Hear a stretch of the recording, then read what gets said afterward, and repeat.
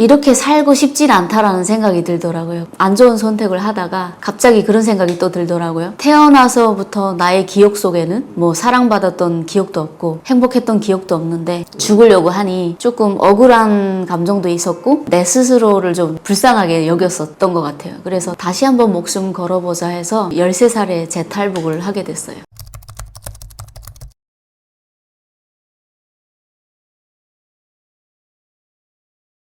어떻게 보면 탈북을 한 이유 중에 가장 큰 이유가 부모님에 대한 갈망? 이게 더 컸던 거예요. 사실 부모님에 대한 갈망은 크게 없었어요. 좀 많이 미웠었거든요. 특히 감옥 생활을 할 때가 제일 원망이 컸었던 것 같아요. 뭐 남들은 학교 다니고 뭐 공부하고 그럴 나이에 나는 지금 감옥에서 지금 폭행당하고 막 이런 일들이 반복되니까 아, 이 나라가 원망스러운 게 아니라 나를 낳아준 부모님들이 너무 그러니까 안 태어났으면 이런 일도 겪지 않았었는데 그러면서 좀 많이 원망을 했죠. 그러다가 탈북하게 된 계기는 솔직히 자살하려고 했잖아요. 어차피 죽을 거니까 네, 한 번 더 해보자. 가다가 죽으면 어쩔 수 없지 뭐 이런 생각을 가지고 루트를 짜고 있었는데 이제 어머니가 브로커를 그때 보낸 거예요. 제가 생각하기로는 그냥 상상으로는 네. 탈북하려고 했는데 잡혔어. 네. 일단 1년이라는 게 좀 우아하긴 해요. 네. 1년이면 생각보다 짧네라는 생각이 들긴 하거든요. 그쵸. 일단 이제 대한민국 사람들한테 이런 얘기를 하면 피부에 와닿지 않아요. 왜냐면 한국의 감옥은 영양사가 와가지고 막 뭐 종교 생활도 할 수 있고 얼마나 자유로워요. 근데 이제 저는 우리가 상상하는 그런 거를 완전 초월하는 삶이었죠. 옥수수 가루를 한 1% 정도를 물에다 풀었어요. 소금 간이 안 되어 있어요. 야채 하나 없어요. 그거를 매일 먹으면 영양실조 걸리거든요. 그렇죠. 정말 꼬리 없는 짐승의 삶이라고 할까요? 그러니까 생존율이 30-40%밖에 되지 않거든요. 저도 영양실조 걸렸었는데 어리니까 에너지 소모가 조금 덜 돼서 그래도 살아나오지 않았나. 거기서도 네. 운이 따라야겠네요. 맞아요. 몇 년 만에 부모님을 네. 만났는데 네. 너무 싫을 것 같아요. 그쵸. 네, 원망스럽고. 어떠셨는지. 일단 저는 어머니를 처음 딱 만났는데 그러니까 엄마가 저기 있고 저는 여기 있는데 서로 쳐다보면서도 아 저게 우리 엄마 맞나 라는 생각에 왜냐면 엄청 뚱뚱했어요 저희 엄마가. 근데 갑자기 엄청 멸치가 돼가지고 온 거죠. 그래서 다가가서 보니까 이제 얼굴은 엄마여서 그때 당시에 이제 엄마를 보는 순간 정말 마음속에 여러 가지 그 복잡한 그 마음이라고 할까요? 그런 감정들이 벅차오르면서 펑펑 울었어요. 왜 나를 버리고 갔냐? 왜 이제 나타났냐? 막 펑펑 울었죠. 그러니까 그 울음 속에 정말 제가 원망했던 그 모든 게 다 쌓여져 있었던 거예요. 그랬는데 아 우리 엄마도 이제 잘 살고 있진 않았더라고요. 여성들이 탈북하면 거의 98% 이상이 임신매매를 당해요. 그러니까 저희 어머니도 그렇게 네, 당했고 집안도 정말 안 좋은 집안에 돈이 없는 집이죠. 막 소달구지로 침대 역할을 하고 있고 그런 집에 팔려 가신 거죠.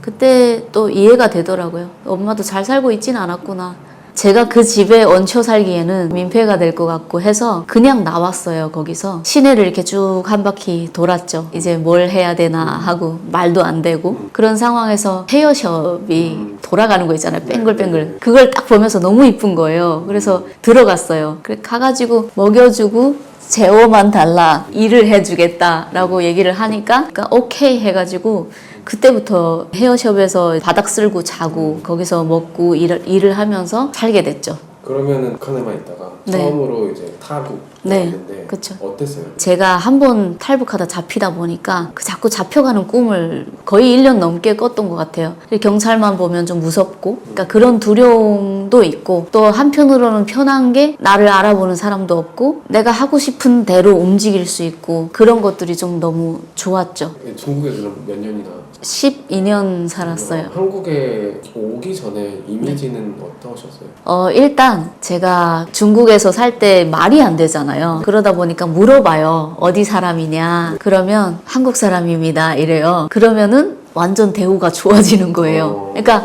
중국에서는 한국 사람들한테 엄청 잘 챙겨줘요. 그렇게 이제 좀 구락 까면서 살았죠.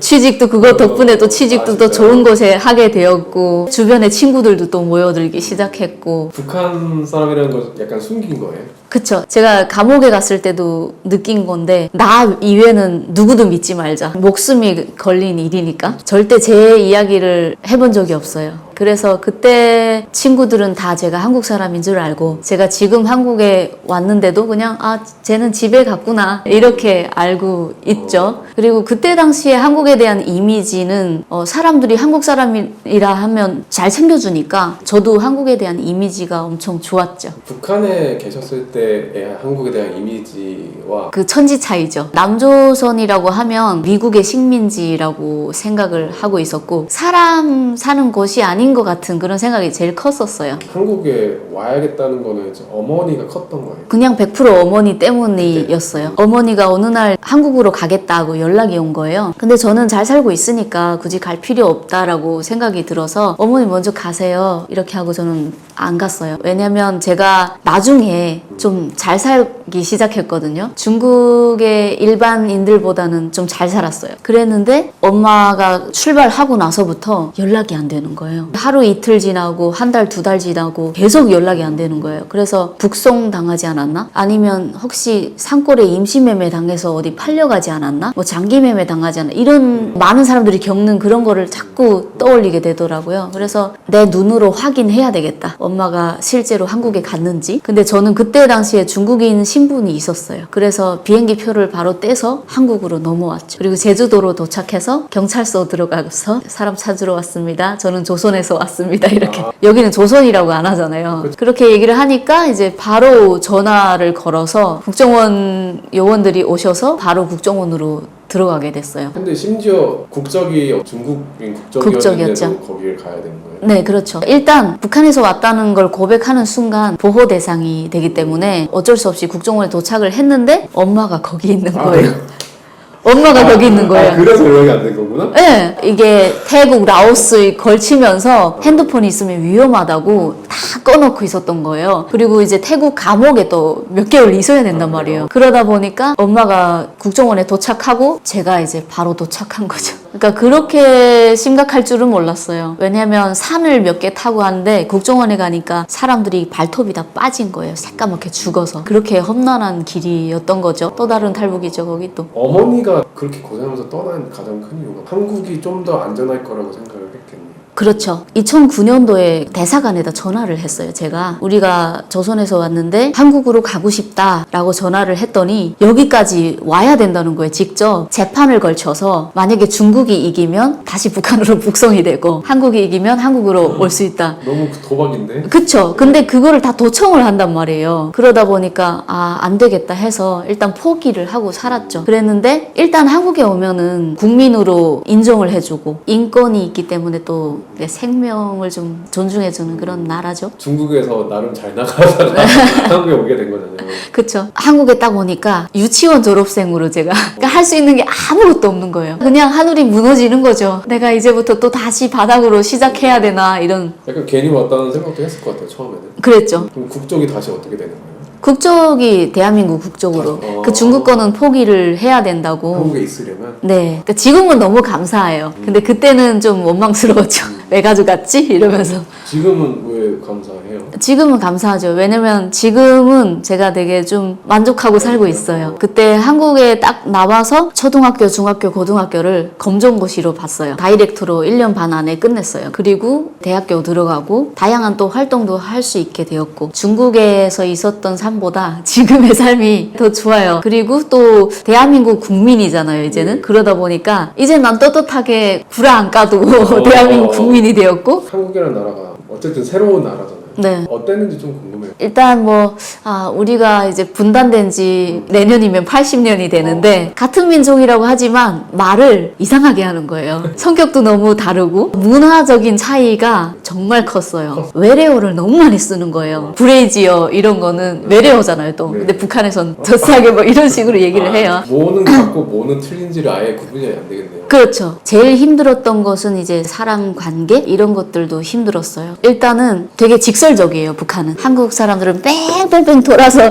어디가 어딘지를 몰라요. 인사식으로 많이 하잖아요. 그래서 소연 씨 나중에 같이 밥 먹어요. 저는 그날을 기다리고 있어요. 왜 밥 안 먹지? 그러니까 왜 연락이 없지? 지금 한 달이 지났는데 이런 식인 거죠.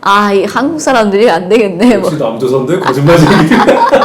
맞아요. 그때는 좀 그런 것들도 없지 않아 있었죠. 아까 네. 말씀하셨듯이 한국에 와도 다시 네. 시작해야 되잖아요. 네, 한국에서 살아남기가 쉽지는 않아요. 저도 정신적으로 좀 너무 많이 힘들었었고 갓 태어난 아기라고 보면 돼요. 한국에 와서 모든 게 다 어디서부터 어떻게 시작해야 될지도 모르겠고 내가 노력하는 만큼 온다고 하는데 그런 것도 솔직히 아닌 것 같거든요. 돈이 없으니까 일단 자존감이 그냥 바닥을 쳐요. 삶에 대한 의욕도 크게 없고 그래서 결론은 이제 경제적인 부분들이 좀 힘들죠. 어떻게 보면 한국인인데 꼬리표라는 게 자꾸 따라다니긴 하죠. 네네. 처음에 이제 탈북자 이런 것들이 탈북민들이 굉장히 싫어해요. 근데 이제 저는 조금 그래요.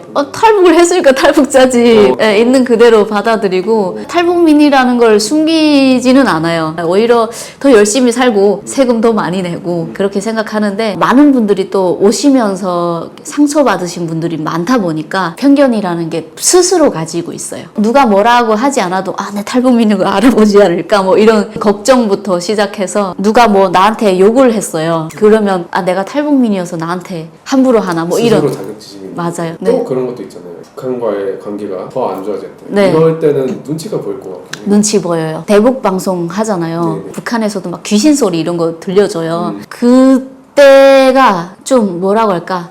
탈북민을 싸잡아서 욕할 수도 있단 말이에요. 에휴 북한으로 돌아가라 뭐 이렇게 하시는 분들도 많아요. 그런데 그런 죄책감도 가끔씩 스스로 들 때가 있는 거죠. 예를 들어 그거예요. 대한민국에서 살인이 났어요. 대한민국 국민이 국민을 죽였어요. 저 나쁜 놈 어디 저런 놈은 없어야 돼 이렇게 욕을 하잖아요. 근데 만약에 그게 탈북민이었어요. 그러면 저 탈북민들은 받아주면 안 돼. 그러니까 한 사람의 잘못으로 인해서 싹 다 이제 같이 욕먹는 게 있어요. 그런 게 아직도 사회적으로 편견이 있거든요. 그런 부분들도 우리가 괜히 이제 그런 사람들 때문에 죄책감이 들기도 하고 또 북한이 계속 도발을 할 때부터 또 계속 죄책감이 들기도 하고 그러니까 그런 게 있어요. 마음이 편하진 않죠. 네. 그럼 직접적으로 좀 겪은 것도 있어요. 네. 있어요. 그 수많은 댓글 중에 악플이 그렇게 잘 보이거든요. 그렇죠. 한눈에 딱 보여요. 그게 오늘도 루저, 병신, 빨리 니네 나라로 돌아가라. 너가 29번째 자살하는 사람이 됐으면 좋겠다. 이러면서 이제 저주를 내리는 거죠. 그러니까 오늘도 그거 보면서 아이고 좋아요나 눌러주자. 그러니까 이게 편견이 없을 수가 없어요. 사람이 그런 거 있잖아요. 이제 우리가 보고 듣는 거랑 직접 겪어보는 거랑은 다르잖아요. 그쵸. 그래서 저희도 또 열심히 그 이미지 개선을 하려고 노력을 해요. 근데 한국 국민들도 조금 더 긍정적인 시선으로 바라봐 주셨으면 좋겠고 한 사람으로 인해서 편견을 가지지 마시라요. 네. 대한민국이라는 나라가 네. 탈북민 분들한테는 살아가면서 어떤 네. 시선으로 비춰주는지가 좀 궁금해요. 일단은 대한민국 국민들이 세금을 내잖아요. 탈북민들이 한국에 오게 되면 빈손으로 와요. 그러면 이제 정부에서 주민들이 낸 세금을 가지고 우리한테 이제 정착을 하게끔 도움을 주신단 말이에요. 그러니까 그런 부분에 있어서는 탈북민들에 대한 인식이 조금 니네는 우리의 세금을 가지고 지원도 받고 이렇게 사는 거다라는 그런 게 있어요. 부정적인. 근데 이제 우리는 그렇게 돈을 받았지만 나와서 일을 하면서 내는 세금이 훨씬 많아요. 우리가 앞으로 살아가면서 더 많이 낼 수 있고 또 우리가 낸 세금으로 인해서 또 다른 사람들도 또 도움이 될 수도 있고 그런 생각을 좀 가져줬으면 좋겠어요. 편견을 없애달라라는 거는 좀 말이 안 되고 그냥 이쁘게 봐주세요. 이쁘게 봐주세요. 열심히 살겠습니다. 뭐. 한국에서 영어로 시작하는 탈북민들이 많잖아요. 네. 한국에서 이제 지원을 해준다고 했을 때 어디까지 지원을 하는 건지. 일단 뭐 국정원에 오면은 먹는 거부터 시작해서 생활 물품들 이런 것도 일단 다 무료로 주시잖아요. 그리고 하나원이라는 곳에 도착을 하게 되면 대한민국에 대해서 조금 배우게 돼요. 나올 때 그런 돈을 줘요. 그리고 나오자마자 일을 못 하잖아요. 그러니까 이제 기초생활 수급비를 줘요. 그때 당시에 40몇만 원인데 지금 50만 원 됐다고 하더라고요. 그게 이제 한 달에? 그쵸. 매달 취직할 때까지. 네. 근데 그러니까 그럼 집은 어떻게 해요? 집도 한국 사람들은 LH 들어가려고 열심히 네. 지금 줄 서 있잖아요. 네. 근데 그게 그런 게 없이 그냥 바로 들어갈 수 있게끔 해주는 거죠. 쌀도 매달 주시고 뭐 라면, 된장 이런 것들 마트에서 좀 유통기간이 거의 다가오는 그런 것들도 갖다 주시고 그거를 취직할 때까지 50만 원씩 이제 지급을 해주죠. 정말 부정적으로 보는 사람 많겠다. 그럼요. 그러니까 그런 거죠. 아니 우리도 지금 살기 바쁜데 우리나라도 그런 사람들이 있는데 네, 훨씬 솔직히 많아요. 정말 취약계층 가보면은 할머니들이 막 곰팡이 낀 집에서 사시고 막 그렇거든요. 그러니까 그런 걸 보면은 불만이 있을 수밖에 없죠. 이런 의문은 안 들었어요? 그러면 왜 도와주는 거지? 일단은 그 보상이라고 생각을 해라고 하더라고요. 국정원에서. 왜냐하면 이제 우리가 지금 북한이라는 나라에서 살면서 그동안 겪었던 그 고통의 보상? 네, 그렇게 생각을 하라고. 탈북한 분들 중에도 상황이 다 다른 네. 걸로 알고 있는데 대한민국 국적을 가지고 네. 있을 수 있는 사람이 있고 못 그런 사람도 있기도 하나요? 아, 안 그래요. 안 그래요? 국정원에 딱 도착을 하면 처음 얘기해 주는 게 그런 말이에요. 그동안 고생하셨습니다. 대한민국에 오신 것을 환영합니다. 국적을 회복하셨다고 얘기를 하거든요.